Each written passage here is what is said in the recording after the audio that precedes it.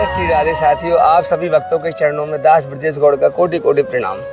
दास फिर स्वागत करता है आपके अपने चैनल ब्रज आधार श्री राधा में। संत लोग कहते हैं, ठाकुर जी ने कहा है कि जो मेर और सुमरन कर लेगो भवसागर पार उतर लेगो, बिन सुमरन गोता खाए भगतन के भाव भरी भक्ति। वास्तव में अगर संसार में से पार आपको जाना है तो वो केवल और केवल ठाकुर जी का सुमरन है जो आपको पार लगा सकता है। और एक निवेदन आपको फिर मैं करना चाहूँगा कि हमारी अनुपस्थिति में आप संतों से मिलने का प्रयास बिल्कुल ना करें। राजा योगी अग्नि जल इनकी उल्टी रीत, बच के रहियो परशुराम थोड़ी रखियो प्रीत। इसलिए ये आग के पास जो जाएगा, अग्नि के पास जो जाएगा वो जलेगा, पानी के पास जाएगा वो जलेगा, राजा के पास रहेगा वो भी मरने के चांस हैं, और संतों के पास अगर अधिक समय रहोगे तो भी तुम्हारे मरने के चांस हैं। राजा योगी अग्नि जल इनकी उल्टी रीत, बच के रहियो परशुराम थोड़ी रखियो प्रीत। क्योंकि इनसे प्रीत का मतलब ये नहीं है कि आप इनसे प्रेम ना करें, प्रेम तो करो लेकिन थोड़ी दूरी बना के रखना चाहिए। क्योंकि किसी का भी अपराध अगर हो गया तो हमेशा छोटा व्यक्ति ही दबता है। इसलिए फिर निवेदन है। और आइए आज मैं आपको दोबारा से ब्रज आधार की यात्रा में एक बड़े ही सरल और बड़े ही अच्छे भक्त संत का दर्शन कराने वाला हूँ, जो इस बियाबान घनघोर जंगल में निवास करते हैं काफ़ी समय से। और हमारे साथ आप बने रहना, और आपका जो प्रेम दास को मिल रहा है उसके लिए दास आपका हृदय से ऋणी है, और आपको कोटि कोटि आभार व्यक्त करता हूँ मैं। चलिए, हम संत भगवान यहाँ रहते हैं और कई दिनों से हमने कोशिश की थी कि हम इन संत भगवान का दर्शन करें। आज बड़ी मुश्किल से हमको इनका दर्शन हुआ है। आइए हमारे साथ, इस घनघोर बियाबान जंगल में वो संत रहते हैं यहाँ। आइए, राधे श्याम, आओ। श्री राधा श्री राधा श्री राधा।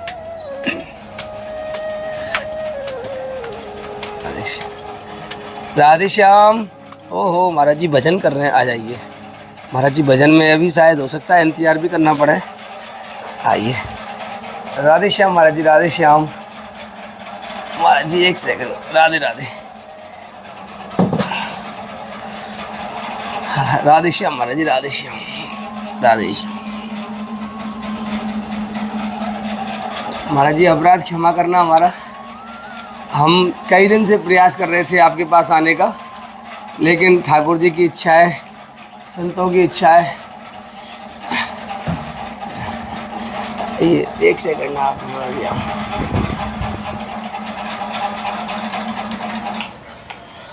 और महाराज जी सेवा पूरी लेके आए।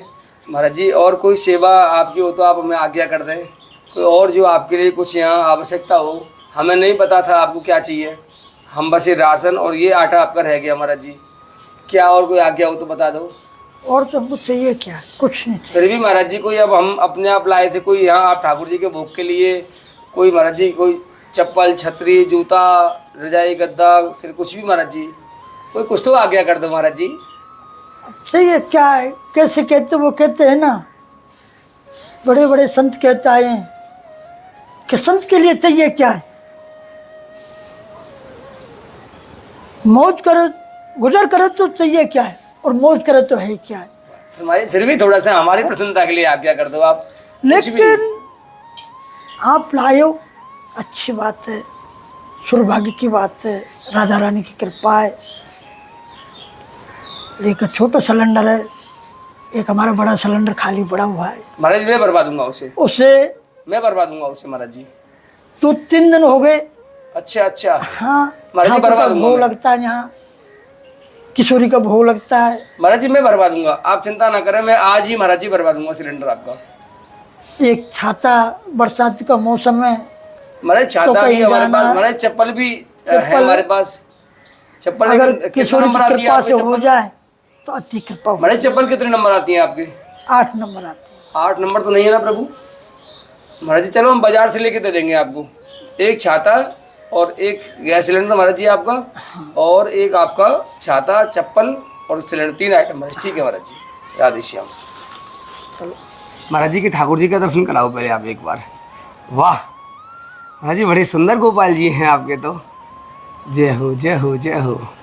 ये महाराज जी की कुटिया है। देखो, संतों का जीवन ऐसा होता है। ये पूरा देख रहे हैं आप, ये आवश्यकता भर का सामान है केवल, और आधे कमरे में तो बस ये ठाकुर जी के संबंधित ही वस्तुएं हैं।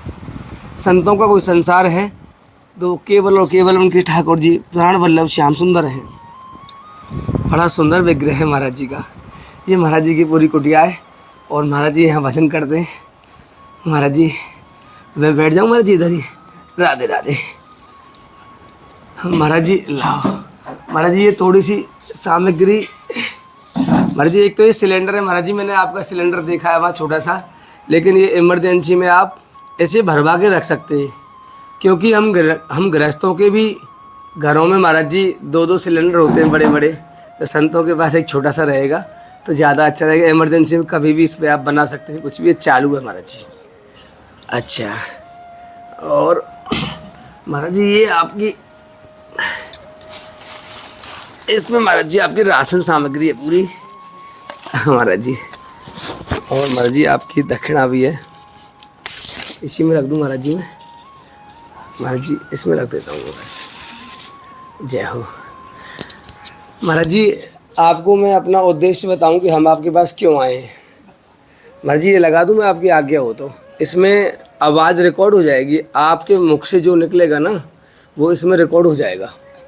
हाँ महाराज जी, तो मैं ये लगा देता हूँ आपकी। महाराज जी जय हो। आप इधर आ जाओ महाराज जी। फरमाश करिए। हमारा तो केवल एक इतना सा उद्देश्य है कि संतों की सेवा हो जाए और संतों का दर्शन हो जाए। संतों के श्रीमुख से हमारे जैसे जीवों के लिए, जगत के कल्याण के लिए जो अमृत रूपी वचन निकलते हैं, उससे महाराज जी हमारा फ़ायदा हो जाता है, उससे हम लाभान्वित होते हैं और हमारी आत्मा का भी कल्याण होता है। तो आपसे एक बार फिर निवेदन करना चाहूँगा महाराज जी में कि कोई ऐसा सूक्ष्म उपाय, कोई सरल सा उपाय आपकी अनुभूति से, आपके अध्ययन से, संतों की कृपा से, जो आपके पास अथाह सागर है, जिस अथाह सागर के बल पर आप यह भजन करते हैं इस बियाबान घनघोर जंगल में, उसके अनुभव के द्वारा महाराज जी ऐसा कोई थोड़ा सा कोई सूक्ष्म उपाय आप हमको बताएं कि गृहस्थ में रहते हुए हमारा मन कैसे ठाकुर जी के चरणों में लगे, कैसे इस दुस्तर संसार सागर से हम पार जाएं। क्योंकि यहाँ हर कदम पे महाराज जी बाधाएं हैं, और जिन्हें हम माया कहते हैं ये तो ठीक नहीं पता कि वो ठाकुर जी की माया है कि हमारे ही संकल्प है, लेकिन जो भी है भगवत प्राप्ति मार्ग में बाधाएं हैं सब। इन सब से लड़ते हुए महाराज जी कैसे पार जाया जाए, कोई अपने अनुभव के द्वारा आप बताएं महाराज जी। जरूर बताओ। आ जाओ ना महाराज जी के सामने। देखो प्यारो जी महाराज जी। शोक करता है जो मेरे गोपाल करता है। आए हाय। ये वैसे तो कहते हैं कि बड़े लोह के चना है, बड़े लोह के चना है ये। तो इसीलिए मैं ये कहता हूँ कि ये नहीं कि लेके चल रहे हैं, घूम रहे हैं इधर उधर, इससे कोई वो नहीं होता है, कोई फायदा हो जाता है। लेकिन भक्तों की सेवा, जो भक्त हैं उनके भक्तों की सेवा हो तो मेरे ठाकुर बड़े प्रसन्न होते हैं। मेरे ठाकुर उनसे प्रसन्न होते हैं। ये नहीं भक्तों की सेवा से। हाँ, भक्तों की सेवा से।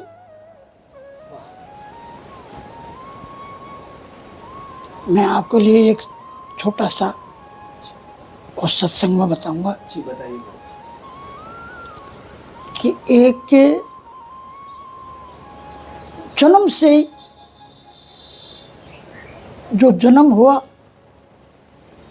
उसके बावजूद पहले तो पिताजी अपने श्रीधाम को पहुंच गए,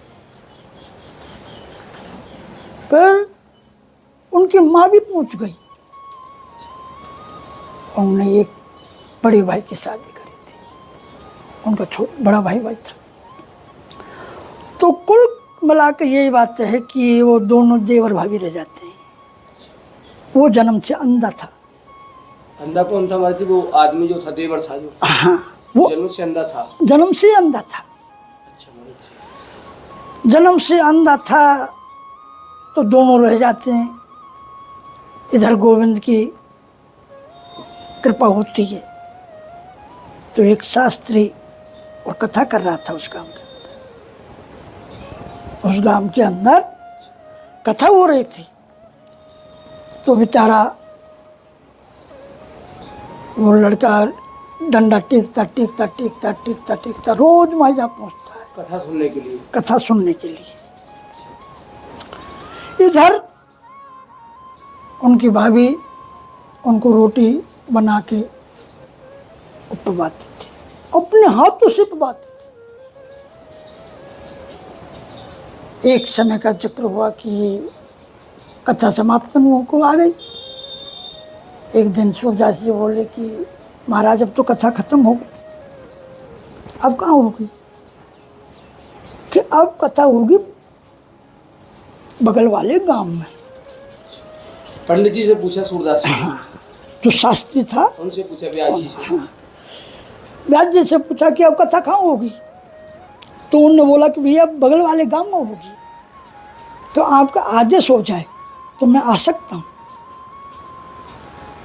व्यास जी बोले भैया तुम आ सकते हो? तो अगर आपका आदेश हो जाए तो, आपका आदेश हो जाए तो मैं आ भी सकता हूँ। कि भैया खूब आप ठाकुर जी की कथा दिल लगाकर सुनो, यहाँ में हानि नहीं है, इसमें लाभ ही लाभ है।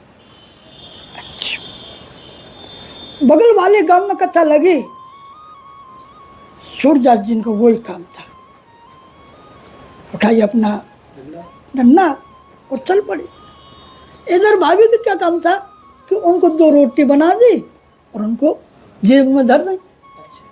तो लंच हो तो पा लो, अच्छी बात। एक दिन वहाँ बड़ा तूफान बरसात आ गई। तो वहाँ चलकर उनकी भाभी माँ ने वो पूछा कि आप तो कहीं जाएंगे नहीं, क्योंकि इस मौसम का कहाँ जाएंगे? तो उन्होंने रोटी नहीं बनाई। इधर वो उनका नित्य नियम था, स्नान करके तिलक छापे लगा के और उनको तो सूटा उठा के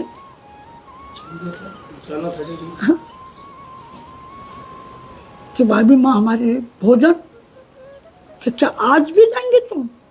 ये मौसम का क्या हाल हो रहा है?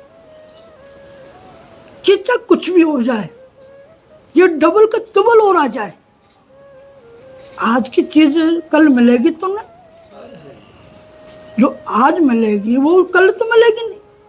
जो चीज निकल जाती है वो मिलती है क्या? नहीं मिलती महाराज जी। समय दोबारा लौट के नहीं आता है? समय लौट के नहीं आता। जो आज समय वो कल नहीं रहेगा, कल नहीं रहेगा। बिल्कुल महाराज जी। तो उन्होंने क्या बोला कि जो आज मिलेगा वो कल मिल जाएगा।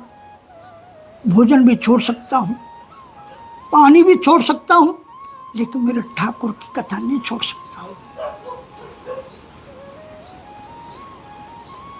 तो वो अपने डंडा लेके चल पड़ा। चल पड़े। तूफान में बरसात हो रही थी। अंधा था ही, रास्ता को भूल गया। रास्ता दूसरे रास्ता में जा चल दिए। आगे एक सूखा कूख, क्या महाराज जी? सूखा कुआं, सूखा कुआं, पानी नहीं था उसमें। उसमें पानी नहीं था और उसमें दाम जैसे गिर गई। अब हाथ से देखे तो वहाँ क्या दिखा? वहाँ तो दीवार चलती। मेरे गोविंद की टेल लगाई कि हे प्रभु, मैंने कभी भी और आपसे कुछ मांगा नहीं था, कुछ नहीं मांगा था, लेकिन आज मैं सूखे कूक में पड़ा हूँ। मेरे पिताजी खत्म हो गए, लेकिन मैंने कभी भी ये नहीं कही मेरे पिताजी क्यों लिए। मेरी माँ भी खत्म हो गई, लेकिन मैंने कभी भी ये तुमसे नहीं कही कि मेरी माँ क्यों ली। जो मेरा सगा भाई था, जो मैं प्यार से रखता था, उसको भी मैंने आपसे नहीं कही कि मेरे भाई क्यों लिया है? मैं जन्म से नेत्रहीन हूँ, फिर भी मैंने कहा कि मेरे नेत्र क्यों नहीं दिए, आपसे बोला। लेकिन आज मेरे ठाकुर तो नैया पाल लगाने वाला है। मेरे गोविंद ग्वाले के रूप में आए और आकर भैया मेरे तो हाथ से पकड़ ले। अरे भैया मैं तो नेत्रहीन हूं, मुझे क्या दिख रहा कि तेरा हाथ कहाँ है, तू मेरे हाथ से पकड़। मेरे गोविंद ने उसका हाथ पकड़ा और उसे सूखे कुख में से पार कर दिया। पकड़ लो हाथ बनवारी, नहीं तो डूब जाएंगे। उनने हाथ पकड़ लिया, बाहर निकाल लिया, निकाल के वृक्ष के पेड़ वृक्ष के नीचे विराजमान कर दिया। कहने लगे भैया कौन हो तुम, कहाँ से आए हो, काम क्या करते हो, आज तेरा कितना गुणबाज करूँ आपके लिए, आपका परिचय तो दो। मेरे ठाकुर क्या बोल रहे हैं और कितनी अच्छी बात बोल रहे हैं। रमन बिहारी नाम है, रमन रेति मेरो गाँव, दहन चरावन आते हैं, यही हमारो काम। सूरदास जी बोला रमन बिहारी और बाकी बिहारी, तो ये तो एक चीज है। लेकिन भैया सूरदास जी मैं आपसे एक बात पूछूं कि आप कहाँ जा रहे हैं। अरे कि भैया एक कथा चल रही है, वह कथा सुनने को जा रहा हूँ। अरे कि तो भैया रुक, 2 मिनट रुक। मेरे ठाकुर भगे भगे गए, वहां से 5 पुष्प लेकर आए, पुष्प फूल, और भैया इनने मेरे भागवत को सुना दे कि भैया भागवत तो बंद भी है। वो टाइम क्या हो रहा है,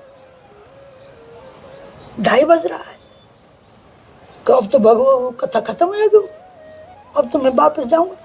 अरे कि नहीं भैया खत्म ना हुई आज, अब चालू होगी। ठाकुर जी क्या कह रहे, अब कथा चालू होगी।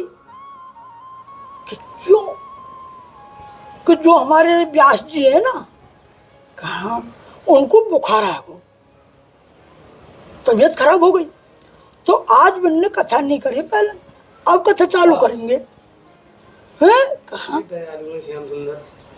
मेरे प्रभु की ये बानी सुनकर और सूरदास जी उठाया डंडा और रास्ता पकड़ा दिया ठाकुर जी ने, और उसी रास्ता से पार और कथा में जाकर शुरुआत में व्यास कक्ष में पहुंचे, दंडवत करी, चरण लिए। अरे सूरदास जी आप आ गए, कहाँ आ गए, क्या आज कथा नहीं हुई, क्या तबीयत हल्की, लेकिन भैया तेरा भोजन रखा हुआ है। भोजन रखा हुआ है के पास। कि मेरा भोजन कौन लाया। अरे क्या आपकी भाभी दे के गई ना, मेरी भाभी यहाँ, और मेरे लिए भोजन। थाल में देखा तो वो 56 प्रकार के भोजन उस थाल में रखे, कि व्यास जी मेरे लिए आए कि आपके लिए। अरे कि भैया तेरे लिए आए हैं और आप पालो। सूरदास जी ने भोजन पाया, बाकी कथा सुननी, कथा भी दिल से सुननी, और दिल से सुनते हुए संध्या को पहुंचकर घर पहुंचा। हाँ कि भाभी माँ आप इतना दुलार मेरे से करते हो जो दूसरों को हमें भोजन पहुंचा दिए कि भैया तुम क्या कह रहे हो? मैं तो नान से न्या भी नहीं गई कि ना आप गई हैं, आप भोजन पहुंचा के नहीं हैं? ऐसा क्यों? कि नहीं भैया मैं कहीं नहीं गई, क्योंकि बरसात हो रही, मैं कैसे चली जाऊंगी? ठीक है। सपने में मेरे ठाकुर जी ने दर्शन दिए। सूरदास का दिल गदगद हो गया और मेरे प्रभु मेरे पीछे इतना कष्ट, तो मेरे भोजन की तैयारी आगे चल गई। तो देखो प्यारे, ठाकुर जी की लीला और ठाकुर के प्रवचन बड़े कठिन से मिलते। ये तो बिके तो एक तुलसी दल में बिक जाए,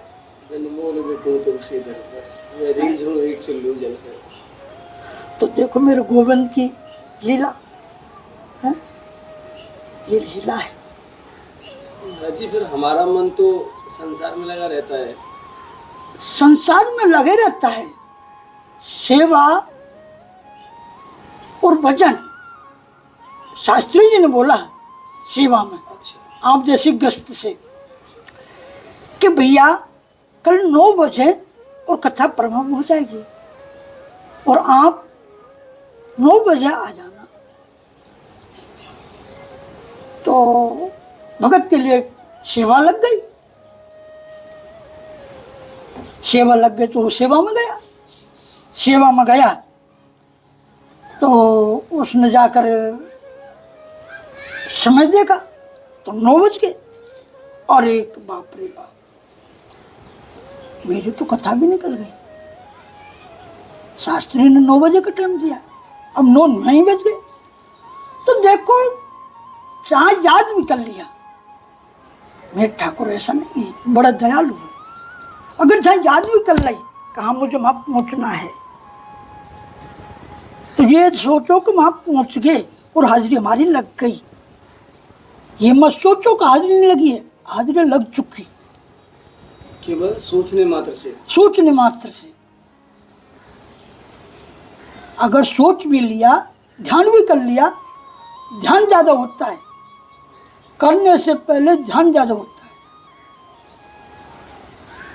कि हमने कोई बात याद आ गई और ध्यान भी कर लिया तो वो काम हमारा हो गया। अगर हमारे ठाकुर है, हम बरसाने पहुंच गए और हमारा समय हो गया और हमने कर लिया कि और मान के हमको हम ठाकुर की सेवा और करनी है जाकर,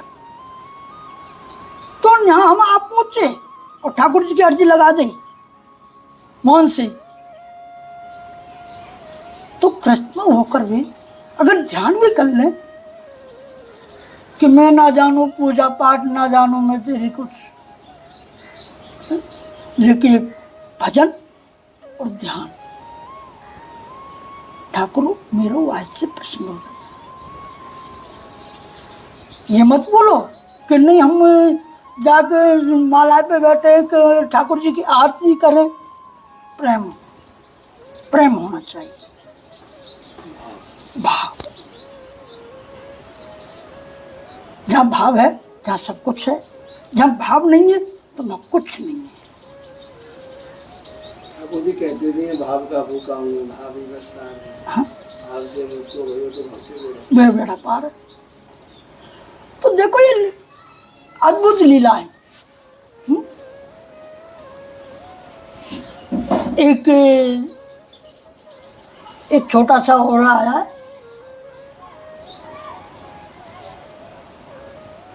कि एक बेचारा नगर में गरीब रहता, 2 बेटे और 1 बिटिया थी। 2 बेटे और 1 बिटिया।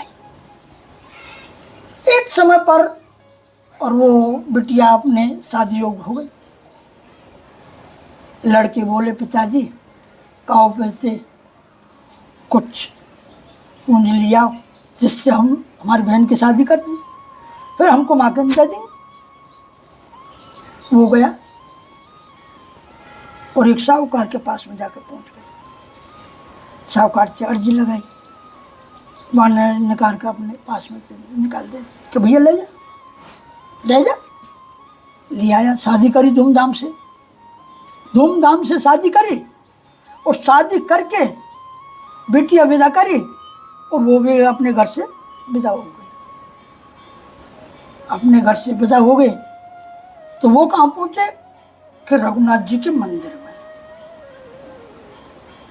रघुनाथ जी के मंदिर में पहुँच गए। अब वहाँ क्या काम करती है कि झाड़ू पोछा लगा में भजन करें अपना, पुजारी उनको भोजन दे देता है, आराम से भोजन करें और माँ लेट जाए। उनके बेटे कुछ दिन बाद अपने प्रदेश से आए और अपने कुछ कमा के लाए तो उनसे बोला कि पिताजी हमारे पास में पैसा भी आ गया, अब वह साहूकार को हिसाब करके आओ, जैसे लेकर आयो जैसे देख के ना। ठीक है भैया। साहूकार के पास में गया और साहूकार का पाई का हिसाब कर दिया, क्लियर। साहूकार ने पर्ची बनाई तो उनका नाम था भोला नाम था। कह के भोला भैया कहाँ जी, कि भैया ये पर्ची ले, और पर्ची पे देख ले कि महाराज हम तो एक अंगूठा छाप है, रघुनाथ जी जाने, हम कुछ नहीं जानते।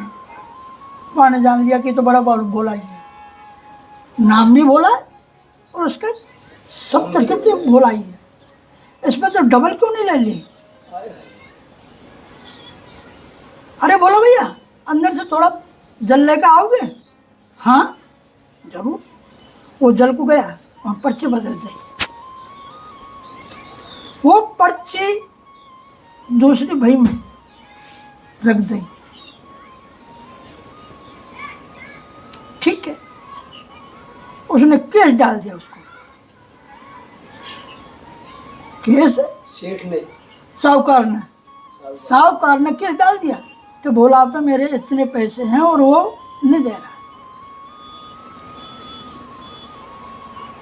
कोर्ट में गया, जज साहब ने बोला कि भोला तुम इनको जानते हो? कहा जी साहूकार है। कितने तुमने पैसे लिए? कहाँ लिए जी? तो इनको तुमने पैसे दे दिए? कहाँ जी? चूकता हिसाब कि तो आपको पास में कोई सबूत है कि आपने पैसे दे दिए? कहाँ जी? सबूत भी है। सबूत है तो उसको लेके ना। अब वो तो पर्ची अपने वही रख राखी ना जो उसने दी, ला के जज के सामने पेश करी कि भोला भैया यहाँ में तो कुछ नहीं है, लेना देना। अब भोला भैया रोने लगा। अच्छा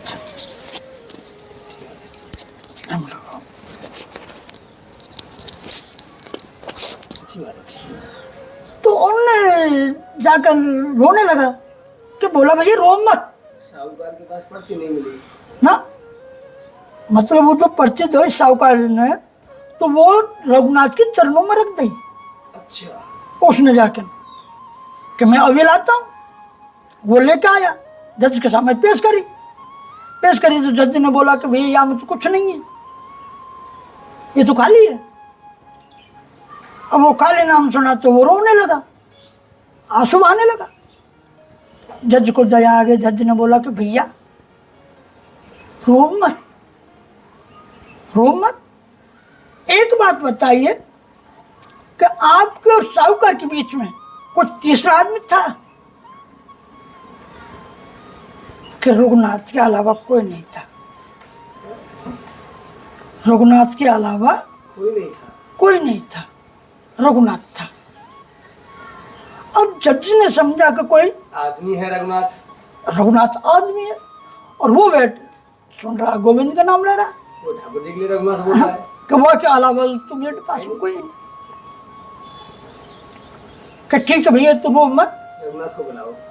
रघुनाथ को कल बुलाया जाएगा और कल इसका फैसला होगा। बहुत अच्छी बात महाराज। अब वो संबंध भेजा रघुनाथ के नाम थे। अब सुबह तो संध्या हो गई, लेकिन ना रघुनाथ नाम को मिले और ना वह घर मिले। संध्या हुए फिर एक से पूछा कि भैया रघुनाथ नाम का कोई है क्या? कि भैया रघुनाथ नाम को तो नहीं है, लेकिन रघुनाथ मंदिर जरूर है। कि भैया वाइये बता दे, वही खाए। कि चले जाओ गाँव में। गाँव के बाहर था वो मंदिर। हाँ, वो गया, गेट पर पुजारी भजन कर रहा था। अब वो सिपाही ने जाना कि ये रघुनाथ है, ये रघुनाथ है। जाके वो संबंध पुजारी के आगे पटक दिया कि ये डांटो। तो वहां चल के साहब पुजारी ने वो संबंध देखा तो पुजारी बहुत हंसा, बहुत हंसा कि प्रभु कई बार पोशाक आपके लिए आई, करधमनी भी आई, धनुष भी आया है, मुकुट भी आए, लेकिन ये चीज मैं पहली बार देख रहा हूँ कि संबंध पहली बार आए हैं। कोर्ट से संबंध पहली बार आया है। सब कुछ आया, पोशाक सब आया, लेकिन संबंध पहली बार आया है। चलो आया, हम वापस नहीं करेंगे, हम इस पर स्नान करेंगे। स्नान कर दिया पुजारी ने। अब बोला भैया संध्या को आया, बोला संध्या को वापस मंदिर में आया। पुजारी बोला रे कि बेवकूफ, तेने रघुनाथ को मंदिर क्यों नाम क्यों लिखा दिया? ये क्या गवाह देंगे? कि क्यों? रघुनाथ जी कहाँ नहीं थे? सब जगह रघुनाथ है। पुजारी बाबा तुम अन्याय कर रहे, रघुनाथ जी कहाँ नहीं थे? मन क्या गलत लिखाया? सब जगह रघुनाथ थे, तो हमारे बीच में तो रघुनाथ के अलावा कोई है ही नहीं। कि चल चल ठीक है, जो होगा जो अच्छा होगा। संध्या को पुजारी ने पूजा करी। प्रभु भोला है, वैसा भी भोला है और दिल से भी भोला है, लेकिन याद तेरे के अलावा इसका कोई नहीं। कल कोर्ट में जाना होगा। रघुनाथ से पुजारी बाबा बोल रहे हैं कल कोर्ट में जाना होगा, इसके अलावा कोई नहीं तुम्हारे। भोग लगाए संध्या को, शयन कराए। वो भोर होते ही पुजारी आयो। पुजारी ने पट खोले, मूर्ति उस दिन इतनी खुश दिखाई दी, इतनी खुश दिखाई दी, वो कभी भी नहीं दी। रघुनाथ जी को स्नान कराए। स्नान करा के वस्त्र का भंडार खोल दिया कि प्रभु तुम्हारे मन पसंद हो उस पोशाक को पहनो, लेकिन आज आपको कोर्ट जाना होगा।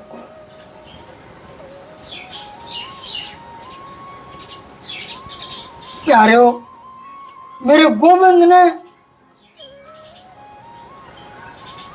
श्रृंगार किया, अद्भुत किया। श्रृंगार करके आरती करवा के और बाल भोग लेके तुरंत बाल भोग बनाया, राजभोग भी बना दिया कि कब के मारे कब आए, मेरे गोविंद भूखो तो नहीं जाएगा।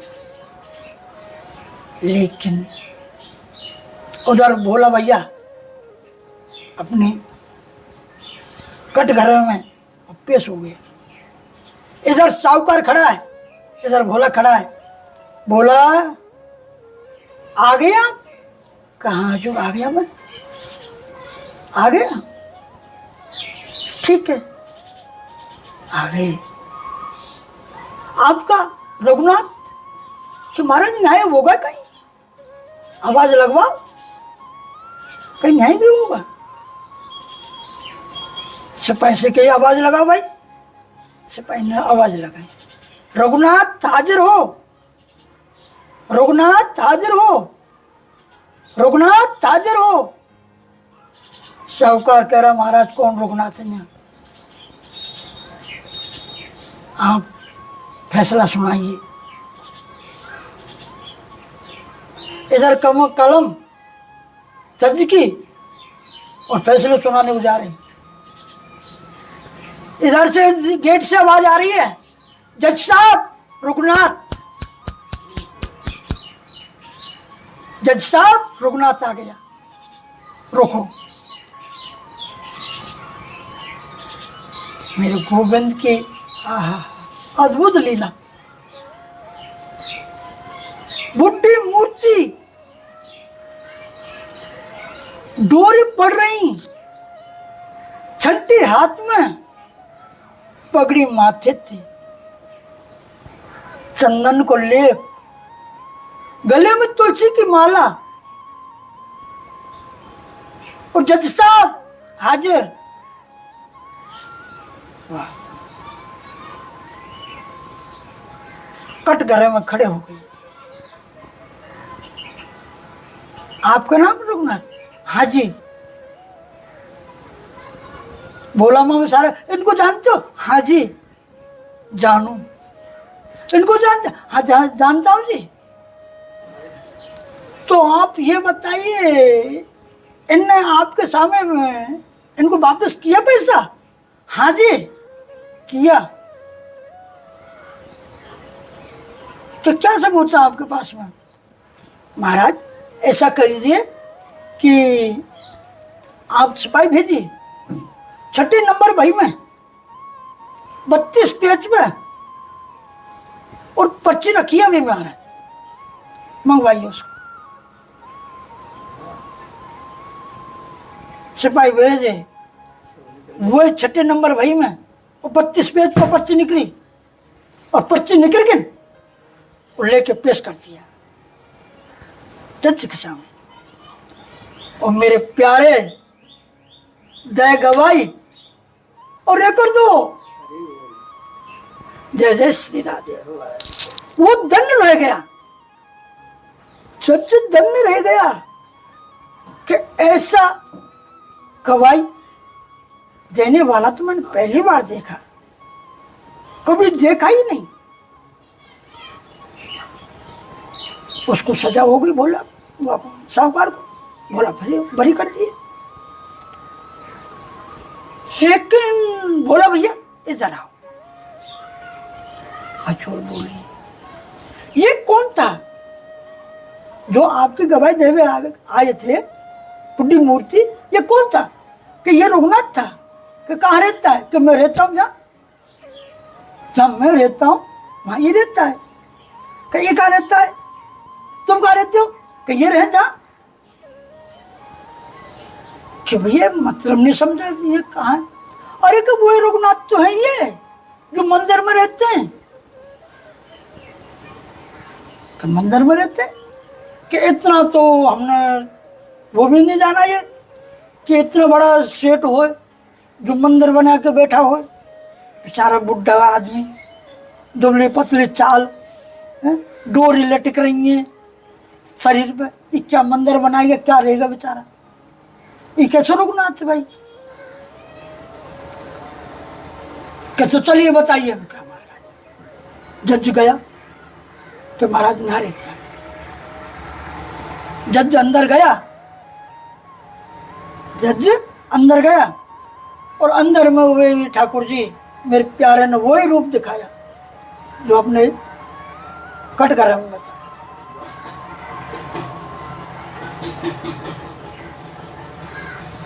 कि प्रभु आप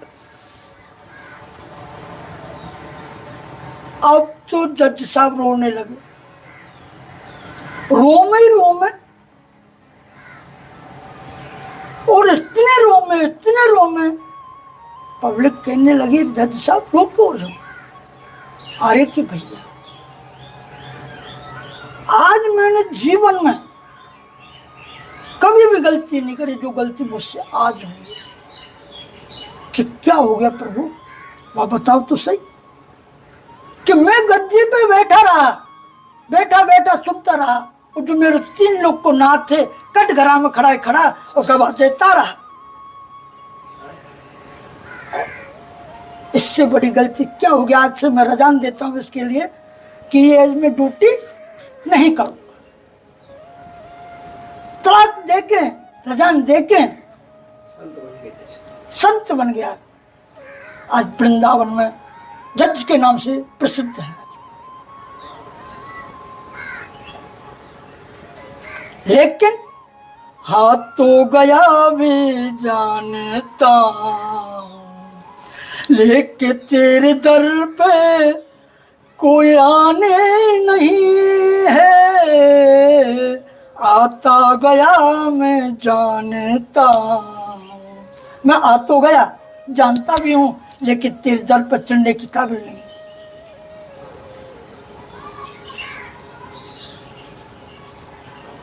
तो देखो भैया, ये कभी भी ये मत सोचो कि हम ग्रस्त सेकेंड और ये हम कैसे करें, नहीं हो सकता है, लेकिन भाव और प्रेम होगा। अगर प्रेम है, भाव है, सब कुछ है, ठाकुर का आगे सब कुछ मिलेगा। लेकिन ये नहीं मिलेगा आओ लाला चले बरसाने की ओर, लाला चले गंगा जी की ओर, और लेके डोल रहे हैं और थाली में डाल रहे हैं, और कभी खाने को नहीं तो कभी पीने को नहीं। तो वो ये प्रेम थोड़ी होता है, ये तो ये दुनिया को दिखावट को होता है, अपराध है, ये तो अपराध है। ठाकुर जी को साथ लेके घूमना है? तो ये मत करो। हाँ, ठाकुर को प्रेम लगाओ, कंठ लगाओ, दयालु करो, वह उसको दुलार करो, अपने बच्चे की तरह उसको दुलार करेंगे तो वो अपना आप रंजेगा। और तुम माजाला जा रही है तो क्या, क्यों ले जाए, क्या मतलब है? ऐसा तो सब होता है। जो बोलो वृंदावन बिहारी लाल की जय। महाराज जी का भजन का समय है और हमारे सारे प्रश्न यहाँ समाप्त हो जाते हैं। महाराज जी, एक अपराध हो गया हमसे। एक आटे का पैकेट रखते हैं साथ में हम, वो हमारा रह गया वहाँ आश्रम पे ही रखा हुआ। हम आपको जब भी आप वहाँ से गुजरेंगे या हम इधर आएंगे तो हम वो आपको भेंट कर देंगे। एक राशन का पैकेट, वो आटे का पैकेट रहता है हमारे साथ। महाराज जी, वो हम जल्दबाजी में आश्रम पर रह गया हमारा, क्योंकि ये हमें बाज़ार से लेके आना पड़ता है, ये आश्रम पर रहता है, तो ऐसे जल्दबाजी में महाराज जी वो रह गया। आप जब भी उधर पधारेंगे मैं आपको भेंट कर दूंगा या मैं आपकी कुटिया पहुंचा दूंगा जल्दी। ठीक है, हमें आप आज्ञा दो। आनंद आ गया आज के सत्संग में, और आपको अच्छा लगा हो तो आप कमेंटों के माध्यम से बताना हाँ, और आगे से प्रयास करेंगे कि हम आपके प्रश्न भी पूछा करें संतों से। आप हमें कमेंट में अपना नाम और प्रश्न अवश्य लिख के भेजा करें, जिससे हम संतों से पूछा करें। तो हमें आप आज्ञा दो। जय श्री राधे, जय श्री कृष्ण। राधे श्याम महाराज जी। सीता।